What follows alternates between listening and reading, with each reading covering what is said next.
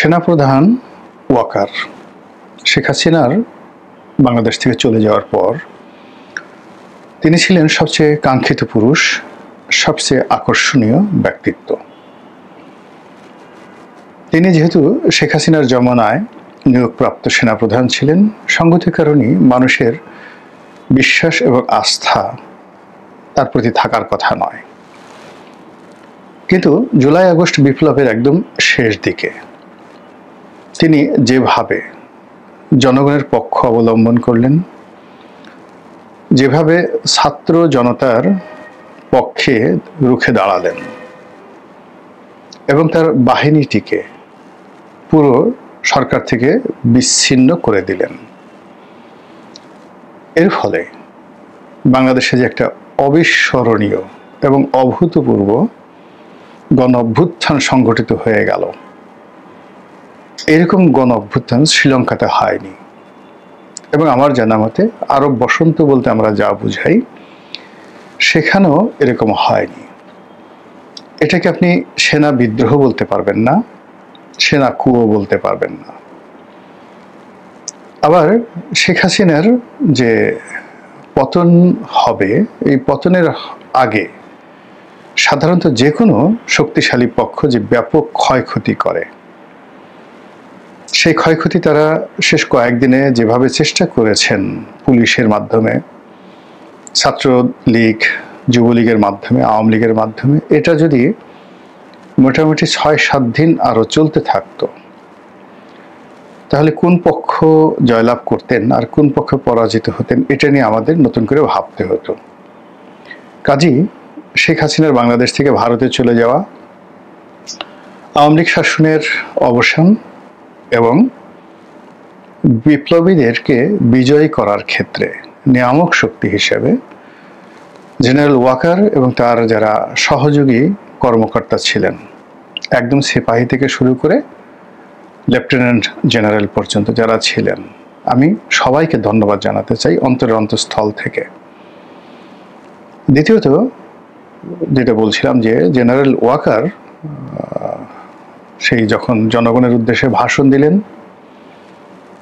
এবং বললেন যে আমি আপনাদের দায়িত্ব নিলাম, তিনি শেখ হাসিনা নিয়োগকৃত সেনাপতি অথবা শেখ হাসিনার নিকটাত্মীয়, এই দুটো জিনিস জনগণ ভুলে গেল। জনগণ বিশ্বাস করা শুরু করলো যে তিনি বাহিনী প্রধান, সেনাবাহিনী প্রধান এবং একটি দেশের সশস্ত্র বাহিনীর অন্যতম প্রধান ব্যক্তি, পুরোধা। অর্থাৎ সশস্ত্র বাহিনী বলতে সেনাবাহিনী, নৌবাহিনী এবং বিমান বাহিনী, এই বাহিনীর পুরোধা। ফলে আগস্ট মাসের সেই 5 তারিখ থেকে পুরো আগস্ট মাস জুড়ে পুরো রাষ্ট্রের চাবিকাঠি তার হাতে ছিল। এটা ধীরে ধীরে এখন কোন পর্যায়ে এসেছে গেছে, এটা আপনিও জানেন, আমিও জানি। কিন্তু বাস্তবতা হলো যে এই ভদ্রলোককে রীতিমতো এখন সবাই মিলে, সবাই না বেশিরভাগ মানুষ, তাকে বেকারার করে তুলেছেন। বেকারার শব্দের অর্থ অস্থির। এই অস্থিরতা কখনো তার পক্ষে, কখনো তার বিপক্ষে। বিপক্ষে যারা আছেন তারা নানা রকম উস্কানি দিচ্ছেন যে তিনি ভারতের এজেন্ডা বাস্তবায়ন করছেন, তিনি নিজে ক্ষমতায় আসার জন্য চেষ্টা করছেন, তিনি শেখ হাসিনার পোষ্য এবং এখনও শেখ হাসিনার সঙ্গে তার যোগাযোগ রয়েছে এবং তিনি ডক্টর মোহাম্মদ ইউনূসকে কাজ করতে দিতে চাচ্ছেন না। এটা এক পক্ষ বলার চেষ্টা করছে, বোঝার চেষ্টা করুন। আর এক পক্ষ বলার চেষ্টা করছেন যে তিনি জামাত এবং শিবিরের মদতদাতা। জামাতের আমিরের সঙ্গে তার সম্পর্ক ভালো ছিল এবং তিনি একসময় শিবির করতেন, ছাত্র শিবির করতেন এবং সেখান থেকে আজ এখানে পৌঁছে গেছেন। এবং জামাতের যে ম্যাটিকুলাস ডিজাইন এবং মাস্টার প্ল্যান, তারই ধারাবাহিকতায় তিনি একেবারে শেখ হাসিনার পরিবারের মধ্যে এমনভাবে ঢুকে গিয়েছেন, অবস্থা দৃষ্টি মনে হচ্ছে যে ছাত্র শিবির থেকে তিনি যেভাবে সেকেন্ড লেফটেন্যান্ট হিসেবে যোগদান করেছেন, বিএমএতে গেছেন শিবিরের মাস্টার প্ল্যানে, প্রমোশন পেয়েছেন শিবিরের মাস্টার প্ল্যানে, এবং যেভাবে আমান আজমি তিনি গোলাম আজমের ছেলে হিসেবে যেখানে যেতে পারেননি, ঠিক সেই জায়গাতে জামাত এবং শিবির পরিকল্পনা করে তাকে বিয়ে করিয়েছে শেখ হাসিনার পরিবারে। তারপর তার প্রমোশন থেকে শুরু করে তার সব কিছু করা হয়েছে এবং করে তাকে সেনাবাহিনী প্রধান বানিয়ে এই বিপ্লবের সকল চাবিকাঠি তার হাতে তুলে দিয়েছেন। এবং এজন্য তিনি শ্রদ্ধা ভরে জামাতের আমির ডক্টর শফিকুল ইসলামকে আমির জামাত বলে সম্বোধন করেন, যেটি সাধারণত শিবিরের লোক বলে থাকেন।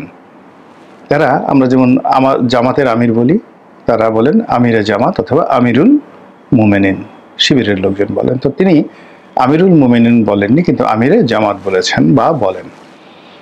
এই জন্য একটি পক্ষ তাকে স্বাধীনতা বিরোধী চক্র, জামাত শিবির, ইসলামপন্থী তাদের প্রতিভূ হিসাবে তাকে বেকারার করে তোলেন, অস্থির করে তোলেন। যখন এই সকল কথা যে কোনো লোককে বলা হয়, আমি যখন আওয়ামী লীগের সংসদ সদস্য ছিলাম, তখন আওয়ামী লীগের অনেক লোক যারা আসলে মানে তাদের কারোর সঙ্গে আমার কোনো প্রতিযোগিতা ছিল না, কিন্তু আমি যেভাবে মানে মিডিয়াতে পরিচিত হচ্ছিলাম, যেভাবে আমার রাজনৈতিক উন্নয়ন ঘটছিল, তখন আমাকে স্টপ করার জন্য যে ধরনের ন্যারেটিভ তাদের দরকার ছিল, ওটা তাদের ছিল না। আমাকে মোকাবেলা করার জন্য যে মেধা, যে পরিশ্রম, যে সততা দরকার ছিল, সেটা তাদের ছিল না। ফলে তারা বদনাম রটালো যে এই ছেলে কোত্থেকে এসেছে, একেবারে শেখ হাসিনার ঘরের মধ্যে ঢুকে গেল, এ তো জামাত এবং শিবিরের লোক, সে কাদের মোল্লার আত্মীয়, কাদের মোল্লার ভাতিজা, এরকম নানা কথা। এখন এগুলো সত্য মিথ্যা মানে ডাজ নট ম্যাটার, কিন্তু এই কথাগুলো যখন আমি শুনতাম, আমি নিজে কিভাবে অস্থিরতায় ভুগতাম, বেকারার। এবং একই কথা যখন বারবার একটা লোক জিজ্ঞাসা করেছে, কাদের মোল্লা তোমার কি হয় বা আপনার কি হয়, তিনি কি আপনার ভাতিজা হন কিনা, আপনি কি শিবির করতেন কিনা, স্কুলে করতেন কিনা, কলেজে করতেন কিনা, এই প্রশ্নগুলোই মানুষকে খুব অস্থির করে তোলে, অপ্রাসঙ্গিক। তো কাজেই সেই দিক থেকে যখন জনাব ওয়াকারকে বলা হয় যে তিনি শিবিরের লোক, জামাতের লোক, আমিরে জামাত, এখন এটা তাকে আসলে অস্থির করে তুলেছে। তৃতীয়ত যেটি বলা হয় যে তিনি ক্ষমতা লোভী, ডক্টর মোহাম্মদ ইউনূসকে ব্যর্থ করে দিয়ে তিনি ক্ষমতা ভোগ করতে চান। তার পক্ষের যারা লোক বিভিন্ন সময় বলার চেষ্টা করেছে, তিনি যদি ক্ষমতা চাইতেন তো আগস্ট মাসের 5 তারিখে তো নিতে পারতেন। প্রতিপক্ষ বলছে যে না, তিনি এমন একটা জটিল পরিস্থিতি তৈরি করতে চাচ্ছেন যেখানে আসলে তাকে ছাড়া, সেনাবাহিনীকে ছাড়া অন্য কোনো বিকল্প নেই। যদি 5 তারিখে তিনি ক্ষমতায় যেতেন, তাহলে অনেকের চিন্তা থাকতো যে তিনি ইচ্ছা করলে বেসামরিক কারো হাতে দিতে পারতেন, তিনি যদি ইচ্ছা করতেন তাহলে তত্ত্বাবধায়ক করতে পারতেন, ইন্টারিম গভর্নমেন্ট করতে পারতেন, ডক্টর ইউনূসকে বানাতে পারতেন, আসিফ নজরুলকে বানাতে পারতেন। তো কাজেই এই আফসোস যারা করতেন তাদেরকে একটা উচিত এবং দাঁত ভাঙা জবাব দেওয়ার জন্য তিনি সেই সময় ক্ষমতা গ্রহণ করেননি, কিন্তু তিনি খুব চালাক প্রকৃতির মানুষ, এই জন্য তিনি এই কাজ করেছেন। এবং এই কথাগুলো আইএসপিআর বলেন, সেনাবাহিনী বলেন, ডিজিএফআই বলেন, তারা নিয়মিত এই যে জনগণের যে খবরাখবর, কথাবার্তা, মানসিকতা, এটা জনাব ওয়াকারকে পৌঁছে দিচ্ছে বা উনি জানতে পারছেন। তারও তো আত্মীয় স্বজন, বন্ধু বান্ধব আছে। এই সকল কথা শুনলে যে কোনো মানুষই অস্থিরতায় ভুগবেন। তারপর কেউ বলার চেষ্টা করছেন তিনি ডক্টর মোহাম্মদ ইউনূসের পথে বাধা হচ্ছেন, তাকে কাজ করতে দিচ্ছেন না, তিনি সেনাবাহিনীকে নিষ্ক্রিয় করে রাখছেন, ইত্যাদি ইত্যাদি নানা রকম। আবার অন্যদিকে দেশের বাইরে থেকে যে সকল কন্টেন্ট ক্রিয়েটর রয়েছেন, তারাও খুবই অশ্লীল, অশ্রাব্য ভাষায় একেবারে আমাদের সমাজের যে প্রান্তিক জনগোষ্ঠীর মধ্যে যারা খুবই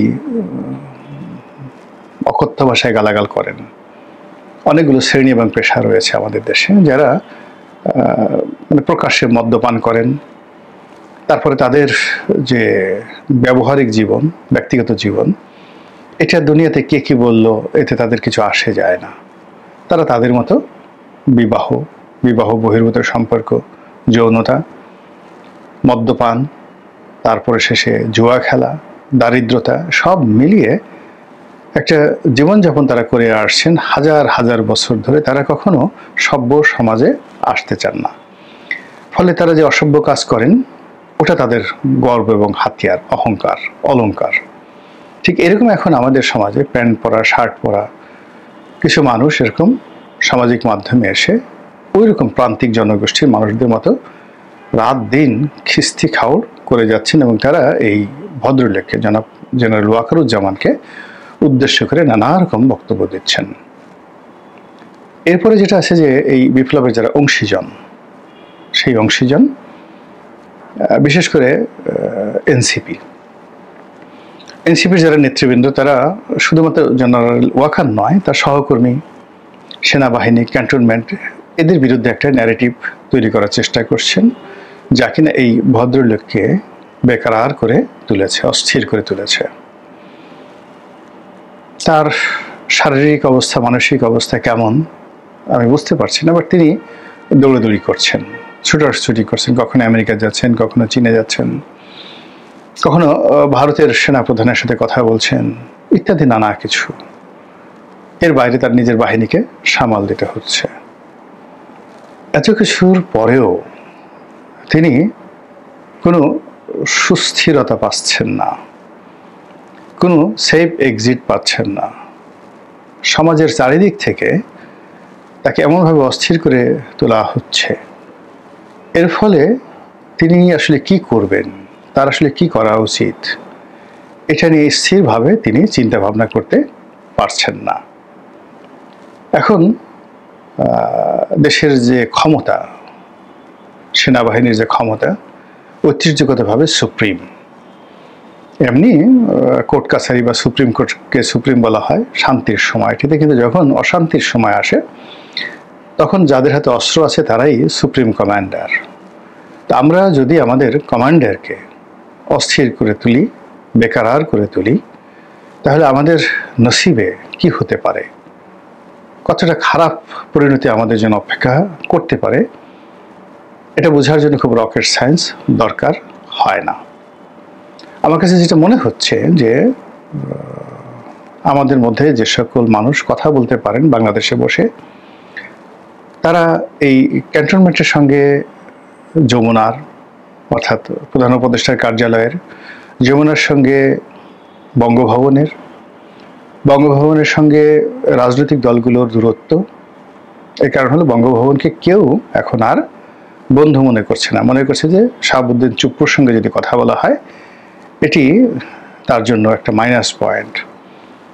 শাহাবুদ্দিন চুপ্পু সাহেব যদি কোনো রাজনৈতিক দলের নেতাকে দাওয়াত করেন, তিনি যদি বঙ্গভবনে যান, তাহলে সেই রাজনৈতিক দলকে মুহূর্তের মধ্যে আওয়ামী লীগের দোসর হিসেবে ট্যাগ দেওয়ার যে প্রবণতা তৈরি হয়েছে, এটা আমরা যারা সামাজিক মাধ্যমে, গণমাধ্যমে আছি, আমাদেরকে দূর করতে হবে। দূর করে যে যেভাবে আছেন তাকে আসলে কাজ করার সুযোগ দিতে হবে। জনাব ওয়াকারুজ্জামান, জনাব ডক্টর মোহাম্মদ ইউনূস, বিএনপির যারা কর্মকর্তা আছেন তারা, জামাত থেকে শুরু করে এনসিপি, এই মাঠে কেবলমাত্র যারা অন্যায় করেছেন, গুনাহ করেছেন, পাপ করেছেন, তাদেরকে আমি অবশ্যই মনে করবো কোনো ছাড় দেওয়ার প্রশ্নই আসে না যে কোনো মূল্যে, এবং তাদের সবাইকে দৃষ্টান্তমূলক শাস্তি দিতে হবে। কিন্তু শাস্তি দেওয়ার ক্ষেত্রে একটা কথা বলবো যে আওয়ামী লীগ যে ভুল করেছে জামাতের সঙ্গে, অর্থাৎ জামাতকে বেশি মাত্রায় শাস্তি দেওয়ার চেষ্টা করেছে, বিচারের নামে যা কিছু করার চেষ্টা করেছে, তা অনেক কিছুই জনগণ বিশ্বাস করেনি, গ্রহণ করেনি। এই কাজগুলো যেন এই জমানাতে যারা আওয়ামী লীগের দোসর হিসেবে পরিচিত, আওয়ামী লীগের লোক হিসেবে পরিচিত, তাদের সঙ্গে যেন না হয়। দীর্ঘমেয়াদে আমাদের দেশটি বেকার না হয়ে শান্তশিষ্ট থাকুক, কল্যাণের দিকে এগুক, এবং আমাদের জনজীবনে, জাতীয় জীবনে যে অর্থনৈতিক অনিরাপত্তা এবং যে দুর্ভিক্ষের আশঙ্কা দেখা দিয়েছে, রাজনৈতিক বিশৃঙ্খলা, এমনকি সিভিল ওয়ারের যে আশঙ্কা দিয়েছে, মহান আল্লাহ রাব্বুল আলামিন এসব আশঙ্কা থেকে আমাদের দেশ এবং জাতিকে রক্ষা করুন।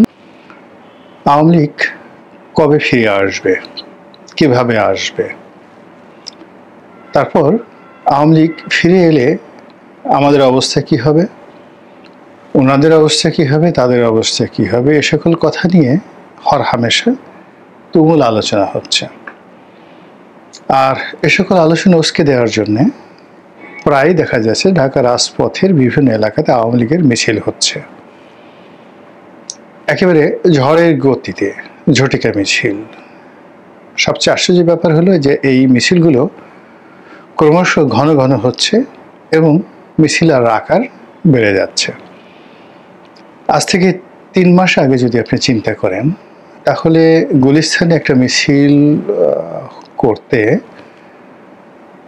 যারা রাস্তায় নামতেন তাদের সংখ্যা 10-12 জনের বেশি ছিল না, এবং তাদের হাত পায়ের যে নড়াচড়া দেখলে মনে হতো তারা যথেষ্ট ভীত সন্ত্রস্ত এবং কম্পমান, এবং তাদের স্লোগান আসলে কোনো স্লোগানই ছিল না। অনেকটা একবার দুইবার করে জয় বাংলা বলতো বা জয় বঙ্গবন্ধু বলতো।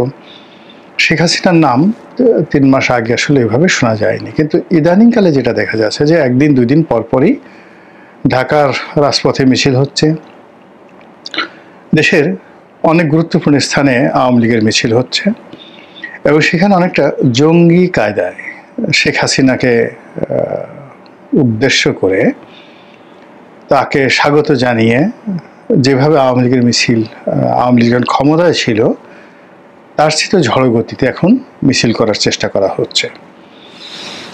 এবং এই মিছিলটা হলো যারা করছে, কখনো মশাল জ্বালিয়ে রাতে করছে, কখনো দিনের বেলায় করছে, কখনো জনসমাবেশে করছে, এবং তারা প্রথম দিকে মুখে কাপড় দিত, মাস্ক পরতো, ইদানিং তারা ঠিক সেই মাস্কও পরছে না। বিশেষ করে গত শুক্রবারে জুমার পরে বেশ কয়েকটি জায়গাতে যে মিছিল হয়েছে, এই মিছিল বেশ যাকে বলা হয় স্বতঃস্ফূর্ত ছিল, ভয় জাগা নিয়েছিল, এবং অনেকটা ঝড়ের গতিতে বহু সংখ্যক মানুষ এই মিছিলে অংশগ্রহণ করেছে। সেখানে যে সকল স্লোগান হয়েছে, ঠিক 80-র দশকে এরশাদ বিরোধী আন্দোলনের সময় মিছিলে যে স্লোগানের গতি ছিল, উত্তাপ ছিল, ঠিক ওইরকম একটা উত্তাপ ছড়ানোর চেষ্টা করা হচ্ছে। এখন এই সকল জিনিস কেন করা হচ্ছে? আওয়ামী লীগ কি খুব দ্রুত রাজনীতিতে ফিরে আসছে? শেখ হাসিনা কি বাংলাদেশে টুস করে ঢুকে পড়বেন? কিংবা তিনি কি সামনে নির্বাচনে অংশগ্রহণ করবেন, অথবা নির্বাচন বানচালের চেষ্টা করবেন বা করছেন? ভারত আওয়ামী লীগকে নিয়ে কি চিন্তা ভাবনা করছে? এই সকল বিষয় আমরা আসলে আলোচনা করতে চাচ্ছিলাম না। প্রথম থেকে আমার ব্যক্তিগতভাবে মনে হয়েছে, এবং এখনও মনে না হওয়ার কোনো কারণ নেই। সেটা হলো যে সাধারণত যারা এভাবে পরাজিত হয়, রাজনৈতিকভাবে পরাজিত হয়, খুব একেবারে ব্যতিক্রম যদি কোনো ঘটনা না ঘটে, তাহলে তাদের ফিরে আসার সম্ভাবনা নাই বললেই চলে, বা ফিরে এলো বহু বছর পরে তারা রাজনীতিতে পুনর্বাসিত হয়।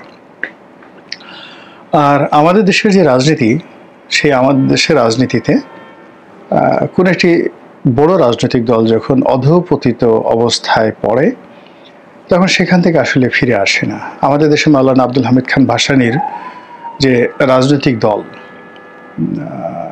সেই রাজনৈতিক দলের পরাজয় দেখেছি, ন্যাশনাল আওয়ামী পার্টি বা ন্যাপ। মুসলিম লীগের পতন আমরা দেখেছি, আর ঘুরে দাঁড়াতে পারেনি। তারপর এরশাদের অবস্থা তো দেখতে পাচ্ছেন, জাতীয় পার্টি এখন মানে মরে মরে অবস্থা। এর বাইরেও আরেকটি খুব বড় পার্টি ছিল আমাদের দেশে, খেলাফতে রব্বানী পার্টি। সেই খেলাফতে রব্বানী পার্টিও তাদের পতন হয়েছিল 1954 নির্বাচনের পর। এর বাইরে কৃষক শ্রমিক প্রজা পার্টি, শেরেবাংলাকে ফজলুল হকের প্রজা পার্টি, এই পার্টিও বেশ কিছুদিন নীরবে থাকার পর 1954 আবার নতুন করে এটি ফিরে এসেছিল, কিন্তু শেষ পর্যন্ত টিকতে পারেনি। তো সেক্ষেত্রে সেই সমীকরণ ধরে আওয়ামী লীগের রাজনীতিতে পুনর্বাসন, ফিরে আসা, যারা খুব সাধারণ চিন্তা ভাবনা করেন আমারই মতন করে, তারা চিন্তা করেছেন যে না, এটা সম্ভব নয়। কিন্তু সবাইকে হতাশ করে দিয়ে, সবাইকে অস্থির বানিয়ে, অনেকের মনে আতঙ্ক সৃষ্টি করে আওয়ামী লীগ যেভাবে রাজপথে তাদের উপস্থিতি জানান দিচ্ছে, যেভাবে দিল্লি থেকে হুমকি দিচ্ছে, যেভাবে লন্ডনে বসে নড়াচড়া করছে, যেভাবে আমেরিকাতে বসে তারা ডালপালা ঝাঁকাচ্ছে, যেখানে সিঙ্গাপুর, ব্যাংকক, দুবাই, তাদের হাজার হাজার মানুষ ব্যাগ গুছাচ্ছে বাংলাদেশে ফিরে আসার জন্য, তা রীতিমতো বাংলাদেশের অনেকের মনে ঝড় তুলেছে, অনেকের নিদ মানে ঘুম হারাম করে দিয়েছে, এবং পুরো প্রশাসন যন্ত্রকে রীতিমতো অস্থির বানিয়ে ফেলেছে। যেখানে আমাদের প্রশাসন এই মুহূর্তে বিশেষ করে পুলিশ বাহিনী, সেনাবাহিনী, তারা রাষ্ট্রের আইন শৃঙ্খলা রক্ষা করতে রীতিমতো হিমশিম খাচ্ছে। ছোট্ট একটা মব তৈরি হলে সেখানে পুলিশ, সেনাবাহিনী রীতিমতো 10 ঘাটের পানি তারা খেয়ে ফেলে। চট্টগ্রাম বিশ্ববিদ্যালয়ে এক নাগারে মারামারি হলো স্থানীয় জনগণের সঙ্গে। তো সেখানে ঘটনা ঘটার অনেক পরে সেখানে পুলিশ গেল বা মিলিটারি গেল। ইতিমধ্যে টিচাররা কান্নাকাটি করলো, ছাত্ররা কান্নাকাটি করলো, কিন্তু পুলিশ এবং সেনাবাহিনী গিয়ে পরিস্থিতি নিয়ন্ত্রণে আনবে এরকম একটা পরিস্থিতি সেখানে তৈরি হলো না। এরপরে আপনি যদি অ্যাডভোকেট ফজলুর রহমান সাহেবের বাসার কথা চিন্তা করেন, সেখানে 4-5 জন লোক মব করলো বা 10-12 জন। তো সেই মবের সময়টিতে সেনাবাহিনী আসলেন, তারা দাঁড়িয়ে দেখলেন, তারপরে পুলিশ আসলেন। পুলিশের কর্মা যারা কর্মকর্তা তারা মবকারীদেরকে খুব বুঝালেন, নানাভাবে বুঝালেন যে বাবারে সোনারে, আমরা তোমার বাবার মতো এই ভাষায় আসলে গালাগালি করে না, এই সমস্ত সাউয়া মাউয়া এগুলো বলা ঠলা আসলে ঠিক না, এটা কোনো ভদ্রজনের ভাষা না, তোমরা যদি এই ভাষায় গালাগালি করো আমরা আসলে মুখ দেখাবো কি করে। কিন্তু তারা ঠিক সেই কথা শুনলো না। তো যাই হোক, তো এইরকম একটা ছোটোখাটো মব নিয়ে আমাদের দেশে যা কিছু হচ্ছে, এবং সর্বশেষ যে সবচেয়ে যাকে বলা হয় বিব্রতকর যে মবটি, সেটা হলো রাজবাড়ির গোয়ালন্দে নুরা পাগলার মব। তো নুরা পাগলার কবরের সঙ্গে যে আচরণ করা হলো, তার লাশের সঙ্গে যে নির্মমতা দেখানো হলো, এটা প্রশাসন পারেনি। অনেক চেষ্টা করেছে পুলিশের গাড়ি ঘোড়া ভেঙে একদম চুরমার করে দেওয়া হয়েছে। তারপর জাতীয় পার্টির অফিস রক্ষা করার জন্য প্রশাসন সর্বোচ্চ চেষ্টা করলো। তারা নুরুল হক নুরুকে খুব বেদম প্রহার করলো।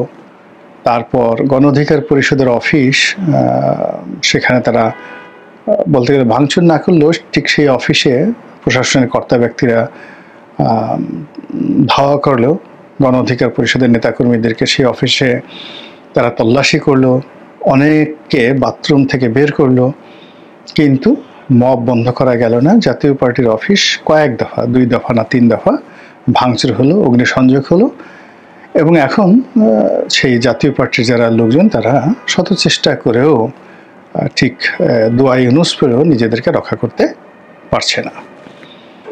অন্যদিকে কয়েকদিন আগে 71 মঞ্চ নামে একটি সংগঠন, তারা যে রিপোর্টার্স ইউনিটিতে একটি সেমিনার আয়োজন করেছিল, সেখান থেকে 17 জনকে গ্রেপ্তার করে নিয়ে গেছে পুলিশ। আর যারা মব করেছে তাদের বিরুদ্ধে এখনো পর্যন্ত একটা টু শব্দ উচ্চারণ করতে পারেনি। সর্বশেষ আজকের এই ভিডিও যখন করছি, তখন বঙ্গবীর কাদের সিদ্দিকীর টাঙ্গাইলের বাড়িতে কে বা কারা মব করেছে, হামলা করেছে, তার বাড়ির গ্লাসগুলো ভেঙে দিয়েছে, তার গাড়ির গ্লাস ভেঙে দিয়েছে, এবং টাঙ্গাইলের মতো জেলা শহরে যেখানে সিদ্দিকী পরিবারের রাজত্ব অর্ধ শতাব্দীর চেয়েও বেশি সময় ধরে, তারও বেশি, সেই 1960 থেকে যখন লতিফ সিদ্দিকী ওই অঞ্চলে টাঙ্গাইল, সিরাজগঞ্জ, জামালপুর, তারপর নেত্রকোনা, ওই অঞ্চলগুলোতে যখন একচেটিয়া কিশোরগঞ্জ তাদের রাজনৈতিক আধিপত্য ছিল, লতিফ সিদ্দিকীর আধিপত্য, সেই কাদেরিয়া বাহিনীর আধিপত্য, মুক্তিযুদ্ধ পরবর্তী সময় সিদ্দিকী পরিবারের আধিপত্য, সব মিলিয়ে কত বছর, 1960 সন ধরেন, 1960 থেকে আজ অবধি। তো এই সময়টিতে তাদের বাড়িতে এইভাবে হামলা করবে, তারপরে বাড়িঘর ভাঙচুর করবে, এটা আসলে টাঙ্গাইলবাসী কখনো কল্পনা করেনি। কিন্তু বর্তমান যে মবের যুগ চলছে, সেই যুগে মবকারীরা এতটা শক্তিশালী, সেখানে থানা পুলিশ বিষয়টা দেখছে আর ভাবছে, তদন্ত করছে আর চিন্তা করছে, তারপর নিজেরা গোপনে প্রকাশ্যে বৈঠক করছে কি করা যায়। তো এরকম একটি সামাজিক চিত্র, রাজনৈতিক চিত্র, অর্থনৈতিক চিত্র, যেখানে দোদুল্যমান, যেখানে নির্বাচন নিয়ে, তারেক রহমান সাহেবের বাংলাদেশ আগমন নিয়ে, তারপর পিআর পদ্ধতির নির্বাচন নিয়ে, জামাতের হুমকি, চরমোনাইয়ের যে ঐক্য, বিএনপির যে নির্বাচন সম্পর্কে আশা এবং আকাঙ্ক্ষা, স্বপ্ন সব মিলিয়ে পুরো দেশ যখন উত্তাল, স্বপ্নের জগতে উত্তাল, ঠিক সেই সময়টাতে কেমন আওয়াজ, এই আওয়াজ আসছে দিল্লি থেকে। তারা সেখানে বাংলাদেশ বিরোধী বিশাল সমাবেশ করছে, 3 ঘন্টা 4 ঘন্টা নাকি বসে সেখানে সভা সমিতি সেমিনার করছে বাংলাদেশের বিরুদ্ধে। সেগুলো আবার বাংলাদেশের পত্র পত্রিকা বলতে গেলে সেটা ধারাবাহিক রিপোর্ট করছে, কিন্তু কোনো অবস্থাতে আওয়ামী লীগ বা দিল্লির বিরুদ্ধে কোনো ব্যবস্থা নেওয়া যাচ্ছে না। জাপানের সবচেয়ে প্রভাবশালী পত্রিকা, প্রায় 100 বছরের অধিক সময় ধরে পুরো এশিয়ার সবচেয়ে নামকরা পত্রিকার মধ্যে যে পত্রিকাটি জায়গা করে নিয়েছে, সেই পত্রিকাতে বাংলাদেশ সম্পর্কে খুবই নেতিবাচক রিপোর্ট ছাপা হচ্ছে এবং প্রকারান্তে শেখ হাসিনা এবং আওয়ামী লীগের গুণগান করে তাদেরকে বাংলাদেশে ঢুকানোর যে চেষ্টা করা হচ্ছে টোকিও থেকে। এত কিছুর পরে যখন হঠাৎ করে রাস্তায় জয় বাংলা স্লোগান শুরু হয়ে যায়, জয় বঙ্গবন্ধু স্লোগান শুরু হয়ে যায়, শেখ হাসিনার পক্ষে স্লোগান শুরু হয়ে যায়, তখন এটা কিসের আলামত? কেন এরকম হচ্ছে? এই কাজ কেন আওয়ামী লীগ করছে? এটা আমার মাথায় আসে না। আমার বক্তব্য হলো যে এত ভয় দেখানোর দরকারটা কি? তোমরা যদি পারো তাহলে প্রকাশ্য চ্যালেঞ্জে জানিয়ে বাংলাদেশে আসো, রাজনীতি করো। আমাদের দেশে কোর্ট আছে, কাছারি আছে, যেখানে হাজার হাজার আওয়ামী লীগের নেতাকর্মী যারা গ্রেপ্তারকৃত অবস্থায় রয়েছেন তাদের বিচার চলছে। তো তোমাদের যদি সাহস থাকে তাহলে তোমরা বাংলাদেশে এসে কোর্ট কাছারিতে আত্মসমর্পণ করো, দেশের আইন শৃঙ্খলা রক্ষাকারী বাহিনীকে সম্মান জানাও, অথবা তাদেরকে চ্যালেঞ্জ করো। কিন্তু কথা নাই বার্তা নাই, হঠাৎ করে একটা ঝটিকা মিছিল, কথা নাই বার্তা নাই, দিল্লি থেকে একটা অডিও ক্লিপ পাঠানো, কথা নাই বার্তা নাই, জয়শঙ্করকে দিয়ে বা দিল্লির সাউথ ব্লককে দিয়ে একটা বিবৃতি দেওয়া। এরপর আবার নরেন্দ্র মোদী সেখানে রাশিয়ান প্রেসিডেন্ট, তারপর চীনের প্রেসিডেন্ট, তাদের সঙ্গে গিয়ে বৈঠক করে সেই ছবি দিয়ে আবার আওয়ামী লীগের লোকজন নানা রকম ন্যারেটিভ তৈরি করে, ইউটিউবে নানা রকম বক্তব্য দেয়। এইগুলো আসলে আওয়ামী লীগের নিষ্ঠুরতা প্রমাণ করে। তাদের হৃদয়ে কোনো মায়াদয় আছে বলে আমার কাছে মনে হয় না। এর কারণ হলো তারা যাদেরকে ভয় দেখানোর চেষ্টা করছে তাদের প্রতি যদি তাদের ন্যূনতম মায়া থাকতো, দয়া থাকতো, তাহলে তারা এই কাজগুলো করতে পারতো না। এর কারণ হলো কাউকে অত্যাচার করা, জুলুম করা এটা এক ধরনের জিনিস, কিন্তু কাউকে ভয় দেখানো কিন্তু ভীষণ রকম একটা বদমাইশি, ভীষণ রকম একটা দুষ্টুমি এবং ভীষণ রকম একটা যাকে বলা হয় নীতি গরহিত কাজ। ভয় দেখানো কবিরা গুনাহ। তাও আওয়ামী লীগ কেন এখন ভয় দেখাচ্ছে? তারপরে দ্বিতীয়ত হলো যে পারলে যুদ্ধ করো, না পারলে আত্মসমর্পণ করো, কিন্তু সমাজে কেন অস্থিরতা তৈরি করবা? একটা গুপ্ত সংগঠনের মতো এই যে কাজগুলো করা হচ্ছে। আমরা জামাত ইসলামীকে খারাপ বলতাম আওয়ামী লীগের জামানাতে, জামাতও তো কখনো এই কাজ করেনি। তারা তো এই পুরো 15টি বছর ধরে কত ধৈর্য সহকারে, সহ্য সহকারে ম্যাটিকুলাসলি নিজেদেরকে সংগঠিত করেছে। তারপরে সময় এবং সুযোগ বুঝে তারা এমনভাবে আত্মপ্রকাশ করেছে যে আওয়ামী লীগের তখন আর কোনো গত্যন্তর ছিল না পালিয়ে যাওয়া ছাড়া। তো সেইভাবে আপনারা যদি পারেন কিছু একটা করেন, তা না করে এই সকালে একটা মিছিল, বিকেল একটা মিছিল। এমনি আমাদের কত সমস্যা, আমাদের অর্থনৈতিক অবস্থা ভালো না, আমাদের আইনশৃঙ্খলার অবস্থা ভালো না, চারিদিকে মব হচ্ছে, তারপরে আমরা কোনো কিছুতেই স্বস্তি পাচ্ছি না। এর মধ্যে আপনারা যে অস্থিরতা তৈরি করছেন, আপনাদের একেবারে বিবেক বুদ্ধি যতটুকু ছিল ক্ষমতায় মানে থাকা অবস্থায়, ক্ষমতা থেকে চলে যাওয়ার পর তাদের আপনাদের সেই বিবেক বুদ্ধি কোন পর্যায়ে নেমে আসছে যা আমরা এখন ভাষায় প্রকাশ করতে পারছি না। এবং আপনারা এই যে মবগুলো করছেন, এই মবের সাথে যে আপনাদের সংযোগ নাই এ কথা কিন্তু বলা যাচ্ছে না। ওই যে দেখুন নুরা পাগলা দৌলতদিয়াতে যে তার লাশের সঙ্গে খারাপ আচরণ করা হলো, তার লাশ পুড়িয়ে দেওয়া হলো, সেখানে 3,500 আসামি, সেই আসামির মধ্যে পুলিশ ইতিমধ্যে নিষিদ্ধ ঘোষিত ছাত্রলীগের 10 জন না 11 জনকে গ্রেপ্তার করেছে। তাহলে আপনি বোঝার চেষ্টা করুন যে আপনারা নুরা পাগলাকেও ছাড়েন নাই। নুরা পাগলার যে লাশ, সেই লাশের প্রতি আপনাদের কোনো মায়া দেওয়া নেই। আপনারা যেখানে সরকারকে বিপর্যস্ত করা যায়, দেশের প্রচলিত রাজনীতিকে চ্যালেঞ্জ জানানো যায়, তারপর আইন শৃঙ্খলা রক্ষাকারী বাহিনীকে বিব্রত করা যায়, আপনারা সেই কাজগুলো ছলে বলে কৌশলে করে যাচ্ছেন। বিশ্বাস করে যদি এরকম অবস্থা হয়, আপনাদের গুটি হবে, আপনাদের কুড়োকুষ্টি হবে, আপনাদের গুটি বসন্ত হবে, জল বসন্ত হবে, ডায়রিয়া হবে, আপনারা বাঁচতে পারবেন না। আপনাদের হাত থেকে এই জাতিকে রক্ষা করার জন্য যা করার দরকার আমরা তাই করব ইনশাল্লাহ।